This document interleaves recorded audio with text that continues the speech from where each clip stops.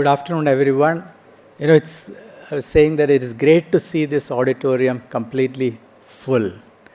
Um, you're the pioneering batch. Mohan already talked to you about, the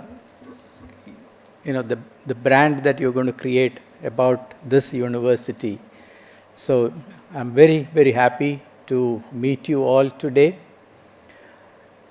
How many of you have decided on what you want to become in life?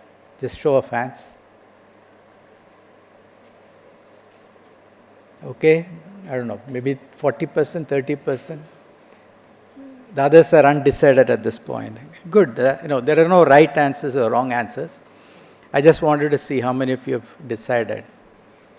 See, the reason why we are on this side, standing in front of you, sitting in front of you, is that, quote unquote, we have accomplished something in life.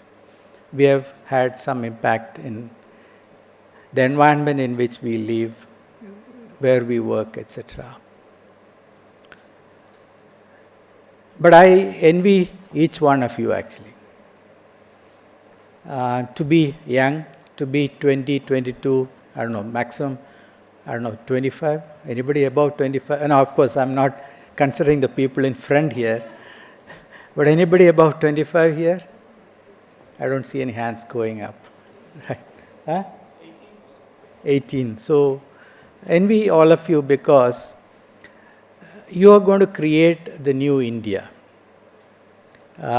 You are going to be the builders and the architects of the new India. And the opportunity is huge. Sky is the limit. And there's a confidence of what we can achieve. Emerging technologies give us the opportunity to create a new world, create new businesses, new industries, disrupt existing industries, existing products, services. It's an amazing opportunity that you have in front of you to create new things. Every single industry. So, for example, in automotive sector, it's going through a transition to electric vehicles. Right? 100 years we had internal combustion engines. Suddenly, now we are seeing a very rapid transition to electric vehicles. And India is actually leading in the adoption of electric vehicles. It's something that we probably didn't anticipate. Tata Motors today produces an electric vehicle for about 11 lakhs price tag. It's the lowest priced electric vehicle anywhere in the world. Today we have the telecom infrastructure which costs you about 400 rupees per month, where you get unlimited voice calls, unlimited messages, and 2 GB of data every single day. Enough probably to see a movie every single day on your mobile phone.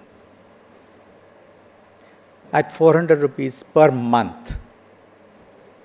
Again, it's a very good network. I saw that we are getting 5G here in the campus. Most modern technology, very good coverage at the lowest price in the world. We have financial services industry where you can do a transaction. So if I know your telephone number, I can transfer money to you. It's instantaneous, zero cost, real time. And it goes into your account and you get a confirmation that the money has been credited. Again, probably nowhere else in the world, and in the developed countries this facility does not exist. Actually, they want to copy this. And I can go on. There's an opportunity in every single industry to change the status quo. This is why I said I'm actually jealous of each one of you. Because this is the world that you have the opportunity to create. And this is the reason I asked. Because you must set your goals very high. I'm going to be part of an industry that is going to change the world. I'm going to be part of a company that's going to change the world. I'm going to create a startup that is going to change the world. You have the opportunity.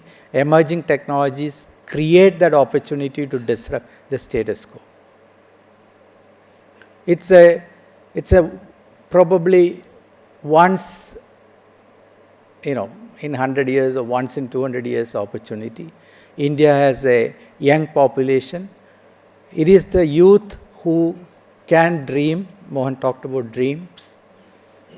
Who can create that future, who has the energy, and today funding is available. If you have a great idea, funding is available.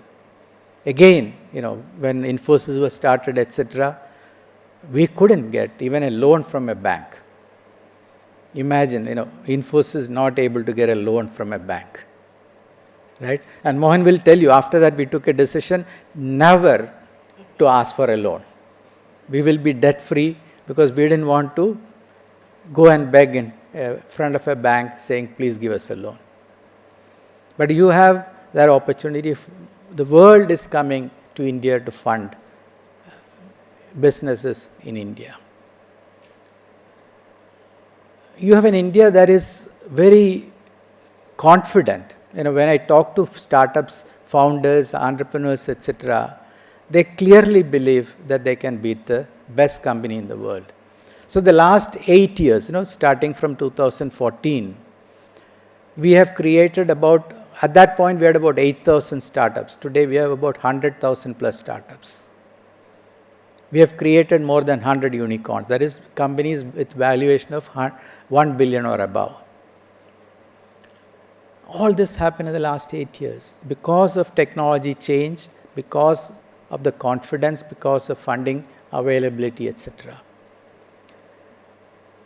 G20 just got over, and again India very confidently told the world that it has to be an inclusive agenda.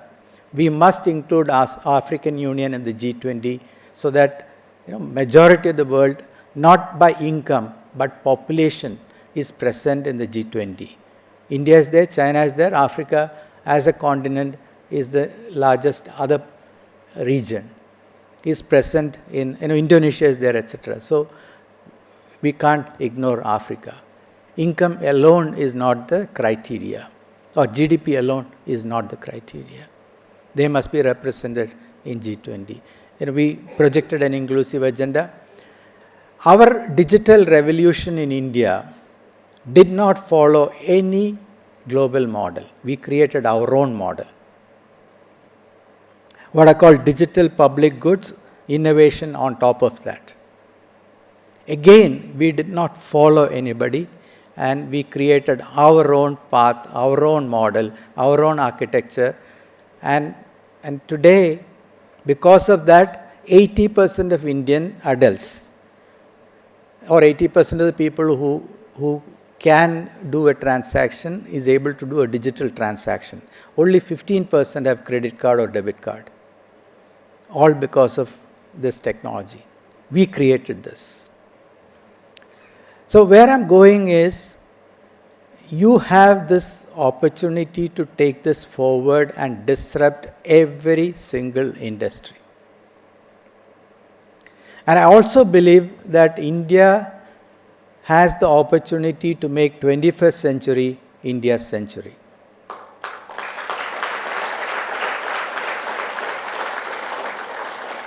At the beginning of 20th century, US was 1.9% of the global GDP. India is approximately 3%, 3.5% of the global GDP right now. At the end of 20th century, US became the largest economy, around 20% of the global GDP. So in 100 years, right, they became the largest economy in the world. This is the opportunity that you have. To make India the largest economy in the world, you should be able to say, when you stand in front of students like this 30 years from now, we built the largest economy in this world. That's the opportunity you have.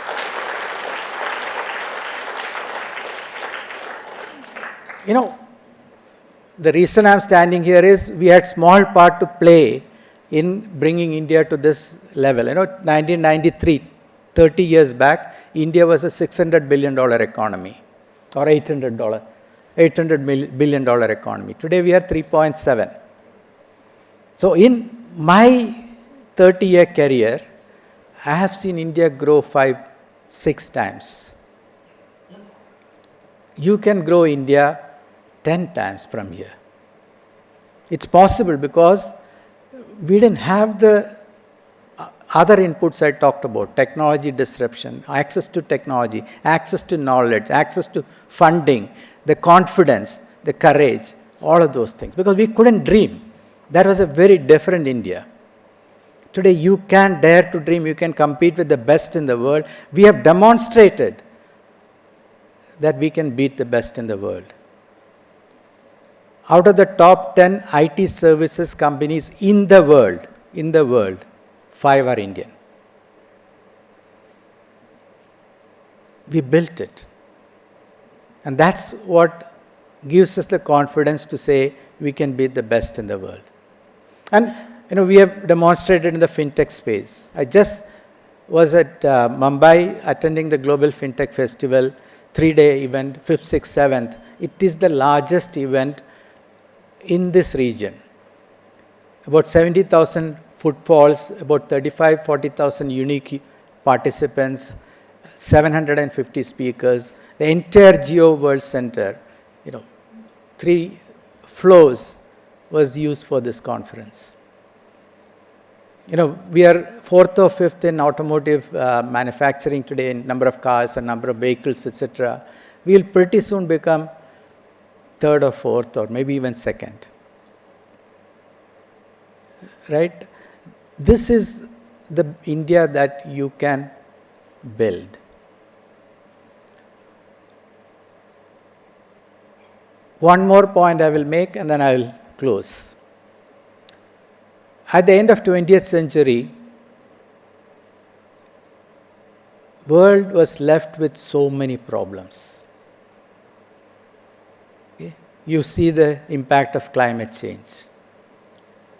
Right? You see the disparity in incomes. The top 1% getting disproportionate part of that growth. You see other disparities in the society, polarization of society. You see lots and lots of challenges. We talk about access today. Even today, 3.5 billion people in the world do not have access to internet or access to services on the internet. 3.5 billion people. And that's why, I talked about digitalization of the Indian economy and how we've given access to 80% of the people for services from the internet. So my request to each one of you to think about an India that gives a new model for development to the world. One that is inclusive, one that is equitable, one that's affordable. So for example, during COVID, the vaccine that was produced by US and developed countries was $30 per dose. India produced a vaccine that's $3 per dose, 1/10 the cost. I talked about the electric vehicle India produces, affordable. So when India, and I talked about the telecom infrastructure, when India produces something, develops something, we keep affordability in mind.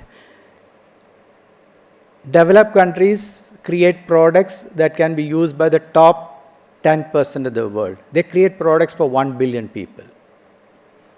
India creates products for the entire world, 8 billion people in the world. Again, we demonstrated this during the G20 process also, the inclusive agenda that we created.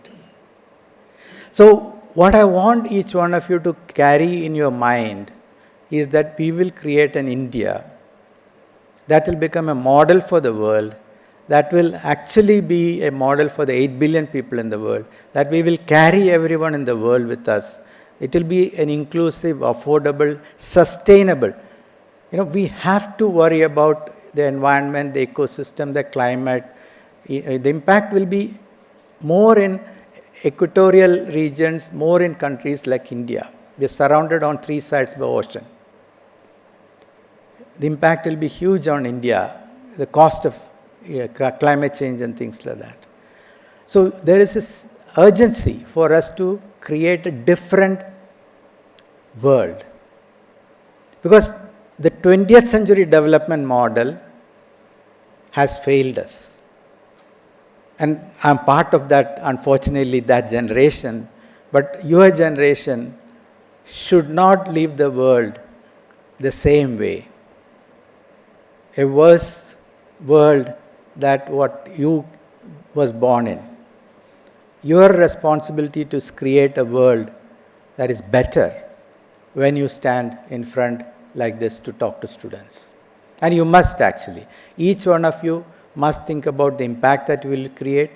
Mohan talked about purpose. You must have a goal. You must have, and no, this can change, but you must have a goal. You must work on a daily basis, because a long-term goal is achieved through short-term achievements, short-term results, the outcomes that you create. Every single day, are you inching towards that? Are you making progress towards that?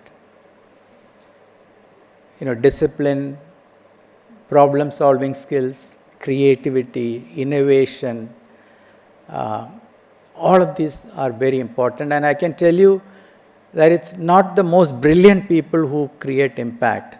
It's the people who are determined to change the world. Steve Jobs' famous quote is there. You can read about it actually. It's the determined people, the disciplined people, the people who have that dream and will work towards that who will make a difference. And your job is to make that, create that India which you will be proud of, and create an example for the world. That's the opportunity. It's very, very unique opportunity that you have. Now, you are at Chanakya University.